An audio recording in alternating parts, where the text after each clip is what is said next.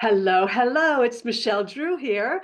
I am the host of Mess to Message, and I am super excited to have our guest today, Erick Gereaux. Erick lives in Florida. I don't know a whole lot about his story, so we're going to learn together today. But Erick lives in Florida. He's a very successful businessman, entrepreneur, and I just found out still holds a corporate position. So, Erick, welcome, and thank you so much for offering and allowing me to interview you today. Absolutely. It's my honor. Thanks, Michelle. Yeah, thank you. Absolutely. So, I don't always go back before the mess, but I would like to today. Let's just go back before what we're going to talk about happened to you, Yep. and what were you doing before the accident? Yeah, thank you. So I was actually born and raised up in Chicago and moved down to Florida at 23 because I wanted to get paid in sunshine. I took a $30,000 pay cut and said, all right, let's figure this out because I didn't have the family to worry about, at the time. And I thought perfect timing, came down here for a bachelor party and said, I'm going to live down here one day and made it happen. And that's kind of what I've always done. If it's something that I wanted, I've always gone after it, good, bad, or ugly. But it all works out in the end. So I was a perennial bachelor living down here in Florida. I had a great job, making over $100,000 a year. I was an outside sales and sales manager for a company and really just loving life. I mean, I was living my best life, golfing a couple, three times a week, volleyball on the beach, just walking into the bar and it's Eric instead of Norm, but really just had a great time living me. Yeah. Um, at 31, I did have an accident. I had a horrific accident. I golfed. I say the worst part of the day is I shot an 82 the morning of and haven't been able to swing a club since. Um, Oh, but I was out on 75, which is a major highway down here in Florida, and there's a tire tread in the road. I went around it and caught some gravel, overcompensated, and hit a row of palmetto trees and a palm tree head on. Uh, I was told I had a helicopter ride to the hospital. wow. Don't remember that part. Remember getting wheeled into the hospital and saying, "Oh my gosh, my sister's going to kill me." Oh, And the girl's like, "Eric, please stop talking. You don't have any blood pressure. We're trying to stabilize you." So again, thinking about other people's reactions, but it was definitely something that changed my life dramatically. mm, I went from, like like I that. said, yeah, in an Yeah. instant. So one thing I'll say here is build the ark before you need it. Figure Mm, something out that if your life is going to change dramatically, what's your plan B? What's a fallback? What can you do? Make sure that you're set up now just in case something happens to you or somebody else that you care about to where you can be next to their bedside, being next, yeah. or, whatever time they need. Uh, Yeah. so And just I mean, like, a tire tread in the road, yeah, that quick. something stuck that could happen at any moment. Yep, yep. Wow. And with me, it was, all right, I just got this new car. I'm gonna go around this tire tread. And I've always said since I was younger, I saw a young man flip a minivan going around a possum. And I said, "Oh, that's stupid. I'll never do that." Here we are. Wow. So, it was just life changing. I mean, literally Yeah. life changing. So, Yes. played college baseball, so I was a really healthy guy. I was, working out twice a day prior to the accident. Yeah. So that's one of the God sends for me was I was somewhat healthy. I had Right. a good core. I had, great strength. I was, eating healthy, and Yeah. all of that I think helped me get more back than what I was supposed to as a Wow. C5 quad. Um, the doctors were like, you're not supposed to be able to lift your arms that high. You're not supposed to be able to feel, below a certain spot on your body. So it became more of an incomplete injury, as they call it, rather than a complete injury. Wow, So that's a incredible. blessing and a curse at the same time because I can Yeah. feel my butt. Most people can't. So when they get the sore, that it's oh yeah, it'll heal. Well, yeah, I felt it every day when I had one. So Wow. there was definitely a transition in my life, to say Yeah. the least. So, Tell us about that transition and how long did it take for you to and what was the mindset? Talk to us about that time. yeah, for sure. So November '07 was the accident. and I went to Tampa General. They had me in ICU. They were trying to move me to a different floor, like a step down unit, and sweet talking salesman Eric got to I talked him into pretty much keeping me there. My family was an advocate for me, and that's something else. Make sure you're advocates for yourself in any situation.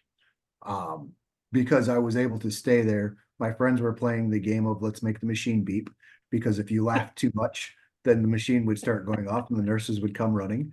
So I had a great support system between my family coming down, my friends just in the area, making sure we'd all sit on the seats and keep keep their feet up, so it only looked like there was one person in there at a time, So just being able to laugh, being able to have that mentality of I got this, I'll never forget one of the nurses came in and we got to know them obviously fairly well. And as I was leaving, I said to her, I said, I'm gonna walk in here in 6 months and take you and your son out to dinner. And that was my mentality. That it didn't, Wow. nothing was gonna stop me. I was coming back, I was talked into moving back up to Chicago by my family to, being around the circle, which I fought tooth and nail, but I finally did it with the agreement of that somebody helping me move back down in 2 years. So moved back up to Chicago for a short time. It took me 3 years, but I bought a house. I told my mom, I love you. I'm going back home. She's like, you are home. I'm like, no, no, no, no. My home.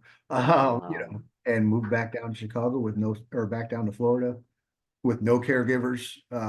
Hired a company that was just walking in, had no idea who they were, because the person that was supposed to move down with me backed out the day of me moving down. oh Uh, no. yeah, it was just, again, more of a mess. But you know what? I'm here. Mm, I'm, in the right spot at the right time. yeah. When I did get in my accident, I heard the audible voice of the Lord saying, I'm not done with you yet. And here we are, what, going on 17 years later?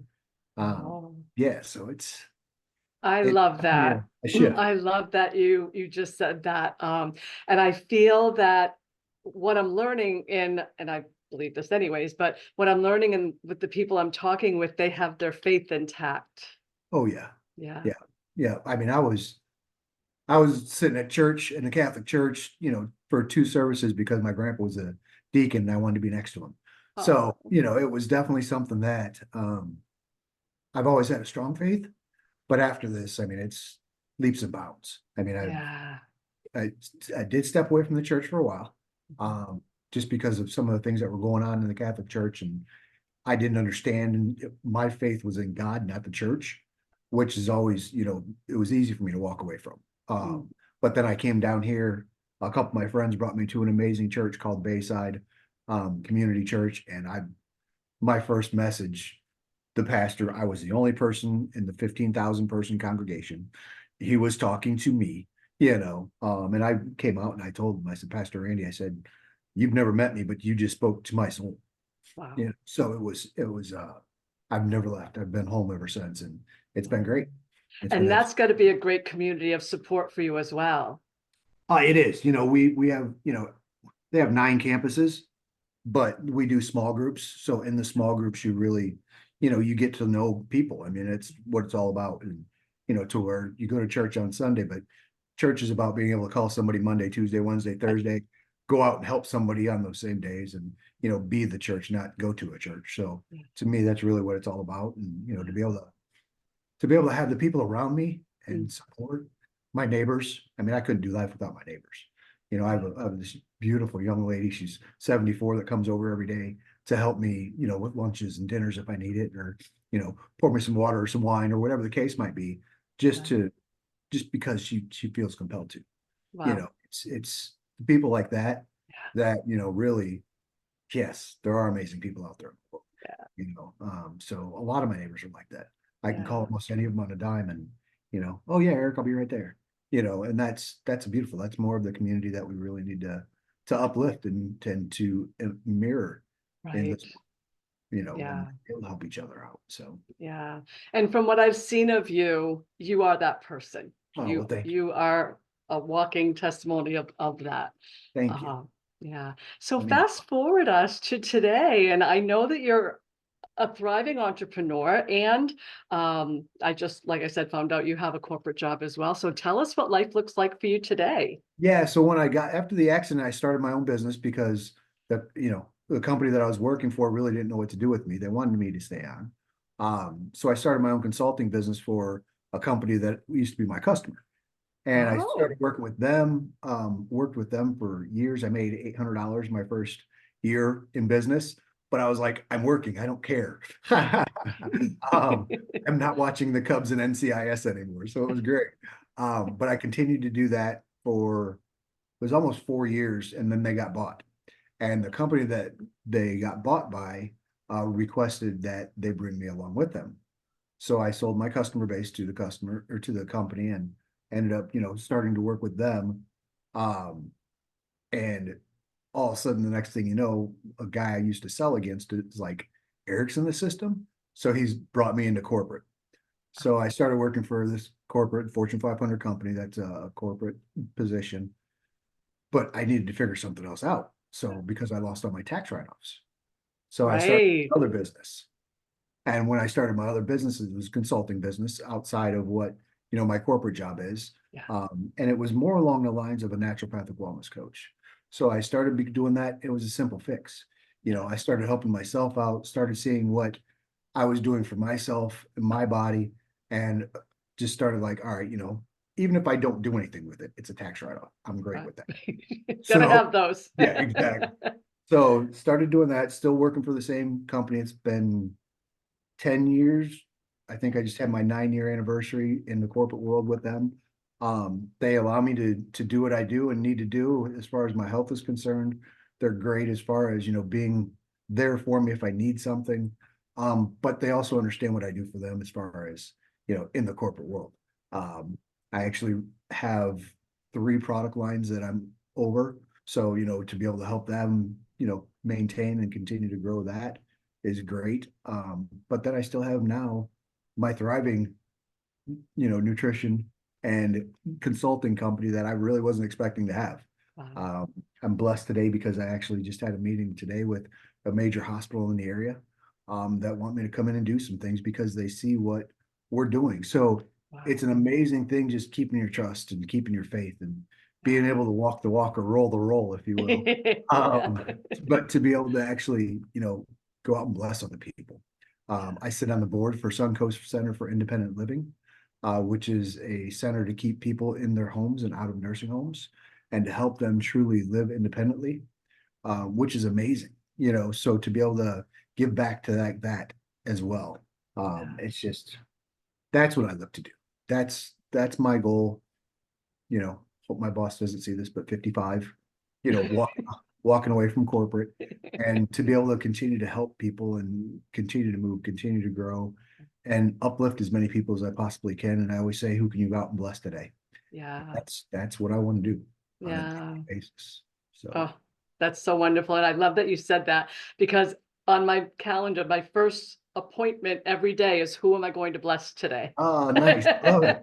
I love it. That was not Yeah, scripted, ladies and gentlemen. it was not.